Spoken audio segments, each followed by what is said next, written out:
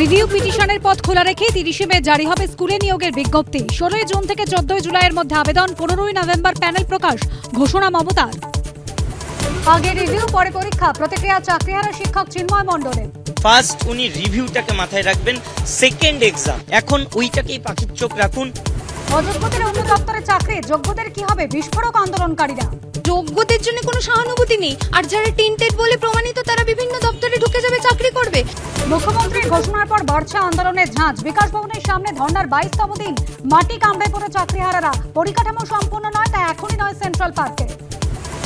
Operation সিঁদুরের পর রাজ্যে আসছেন প্রধানমন্ত্রী। কাল আলিপুরদুয়ারে সভা, মোদির কাটআউটে 6 লাখ, প্যারেড গ্রাউন্ড সহ গোটা শহর। কি বার্তা প্রধানমন্ত্রী? নজর রাজনৈতিক মহলের। বেলডাঙ্গায় বেআইনি সিমে রমরমা কারবার, নেপথ্যে কি জঙ্গি যোগ? কাদের হাতে পৌঁছেছে? জঙ্গিদের হাতে পৌঁছয়নি তো বিপুল সিম কার্ড, খতিয়ে দেখছে পুলিশ। প্রাতিষ্ঠানিক দুর্নীতি যদি চাকরি গিলে খায়, এই সরকারকেই নিতে হবে যোগ্যদের দায়। যুক্তিতক্ক, রাত 8টা।